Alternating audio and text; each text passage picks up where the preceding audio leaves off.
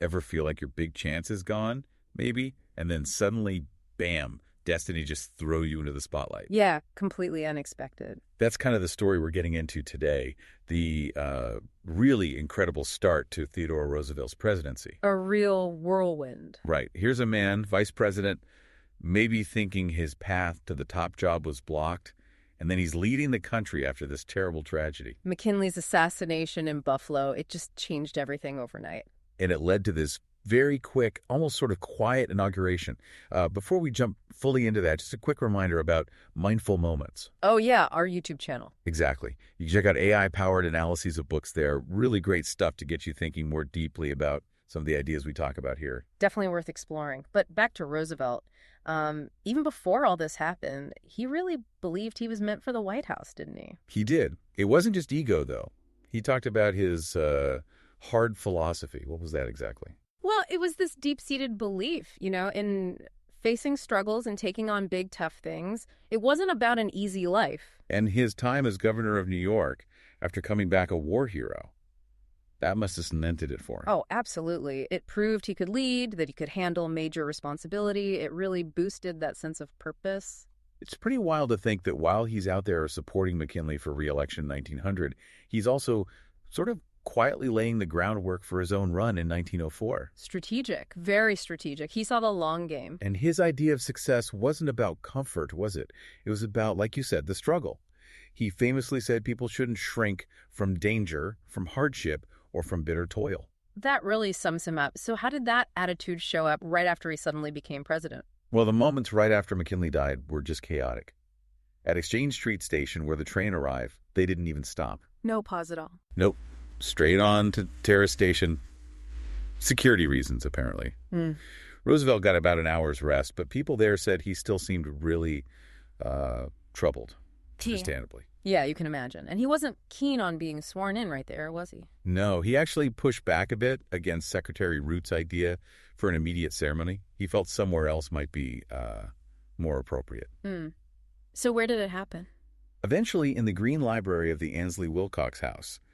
People describe this odd atmosphere, kind of a strange light coming through a stained glass window. Roosevelt walked in alone. Must have been incredibly heavy. Totally. And adding to the strangeness, Senator Chauncey Depew was there. This is a guy who used to, tease Roosevelt about wanting to be president. Wow, talk about irony. Now he's watching it happen under these tragic circumstances. Exactly. It just shows how suddenly everything shifted. And then the funeral train journey back to Washington, that must have been incredibly solemn. Yeah, the accounts are quite vivid. 2 locomotives, draped in black, leading the way, and McKinley's coffin was in the observation car, visible through the glass. A very stark symbol of the power-changing hands. Definitely. And Roosevelt's first reaction to the assassination itself, calling it a damnable outrage, that kind of set the stage, didn't it, for a forceful presidency? It certainly suggested he wasn't going to be passive.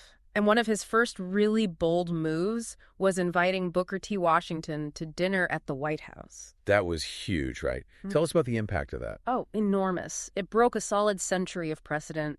Just wasn't done. The sources say Roosevelt himself maybe hesitated for a second. Understandable given the times. Right. But then he quickly decided, no, we're doing this. He knew the symbolic power, challenging those deep-seated racial barriers. It was a signal. And that decisiveness, it carried over into other things, too. Like appointments. Yeah, very much so. His daily public receptions, where people came to ask for jobs or favors, he apparently kept things moving fast. He wanted people to be brief, and he gave quick answers, sometimes surprisingly direct ones. Like the story with Senator DeBow. Exactly. That whole exchange, leading to Collector Sapp's resignation, it shows his style.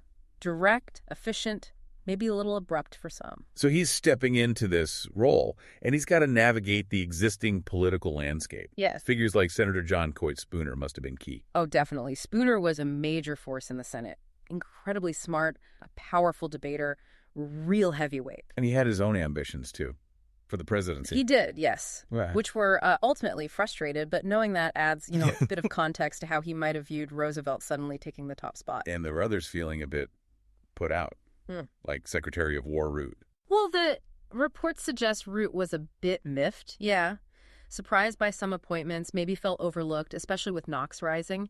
And you had commentators like Henry Adams, always a bit cynical, watching it all and seeing pure ambition driving Roosevelt. But Roosevelt and Knox found some common ground, didn't they? Especially regarding big business. Yes, specifically with the Northern Securities Company issue. When J.P. Morgan came to the White House, Roosevelt clearly sided with Knox's view on needing to regulate these huge trusts. That sent a message. A message someone like James J. Hill wasn't happy to hear. Not at all. Hill was furious about the idea of dismantling Northern Securities. He saw Roosevelt and his allies as, I think the quote is, political adventurers. Yeah, so real pushback from big industry. Absolutely. It shows the kind of resistance he was up against from the get-go. And it wasn't just domestic challenges. The book talks about the situation in the Philippines, too. Yeah, that was complex. Senator Lodge brought forward some really disturbing reports, didn't he? He did. Accounts of atrocities, really grim stuff, committed by both sides, American soldiers and Filipino guerrillas. It's important context, though, that Lodge often framed these reports by asking about, provocation. It reflected how incredibly divisive that whole conflict was. So a lot of heavy issues right off the bat. But there were also things people were genuinely excited about. Oh, for sure. Take the Reclamation Act. That got a lot of positive buzz. People like Mark Hanna saw huge potential there, supporting a large population out west, boosting the whole economy. A real landmark piece of legislation in their eyes. A different kind of nation building. Exactly. And then you have the whole Panama Canal situation brewing. There's that fascinating little story about Bruno Varela using a Nicaraguan postage stamp. Right, to make Nicaragua look unstable. Volcanically active. Precisely. A bit of clever, maybe slightly dodgy propaganda to push Congress towards the Panama route. And, it worked. Panama won out. Amidst all this pressure, all these huge decisions, he needed an escape, didn't he? Found it back home. Yeah, he retreated to Oyster Bay. Seems he needed some distance just to get away from the constant demands, the White House staff, everything. And he turned to nature. He did. That's where he wrote his first piece of sort of presidential nature writing. Just observing the birds around his home. It shows that other side of him, his connection to the natural world. It's interesting. Around this time, Charles Francis Adams, who had been a critic, observed that the whole anti-imperialist movement was kind of fading. Yeah, Adams credited Roosevelt's adroitness, his skill in sort of smoothing things over, bringing people around, suggests his approach was gaining traction, maybe. And he's also thinking about the future shape of government, offering a Supreme Court seat to William Howard Taft. Right, though Taft turned it down, apparently with some regret.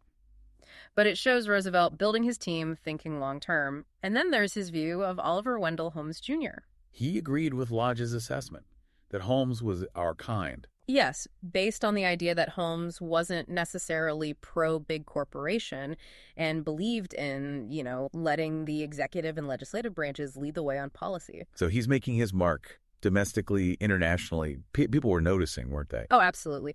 The book mentions Europe was ringing with Roosevelt. He made an immediate, massive impact on the world stage.